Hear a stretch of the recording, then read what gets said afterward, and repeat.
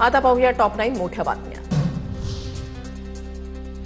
सेवा तीर्थ या पंतप्रधान कार्यालयाच्या नवीन इमारतीचं आज उद्घाटन, तसंच कर्तव्य भवन 1 आणि 2चं पंतप्रधान मोदी यांच्या हस्ते उद्घाटन।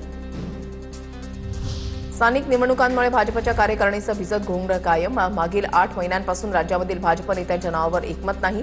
हरकती, सूचना आणि स्थानिक निवडणुकांमुळे कार्यकारिणी रखडली।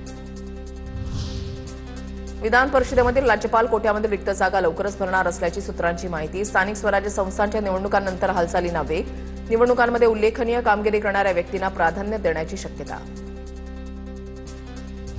नवी मुंबईच्या महापालिका अधिकाऱ्यांवर मंत्री गणेश नाईक संतापले, कामं नाही केली तर बघतोच, गणेश नाईकांचा अधिकाऱ्यांना दम। शरद पवारांना आज रुग्णालयामधून डिस्चार्ज मिळण्याची शक्यता। पवारांच्या प्रकृतीमध्ये सुधारणा झाल्याची माहिती। खोकला आणि श्वसनाचा त्रास झाल्याने उपचार सुरू होते।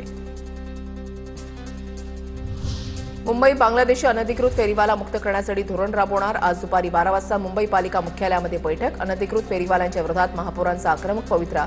दुपारी 3 वाजता सर्वपक्षीय गटनेत्यांसोबत बैठकीचं आयोजन।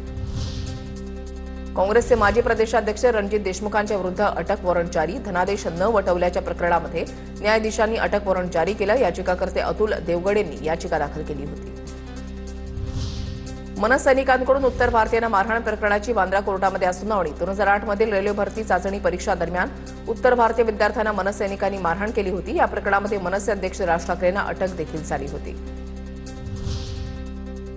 मराठवाड्यामध्ये आतापर्यंत 310 कुणबी प्रमाणपत्रांचं वाटप। हैदराबाद गॅझेटच्या आधारे संभाजीनगरमध्ये 106 कुणबी प्रमाणपत्रांचं वाटप। 710 अर्जांपैकी 310 अर्जांना मंजुरी, 24 अर्ज फेटाळले, उर्वरित अर्जांची छाननी सुरू।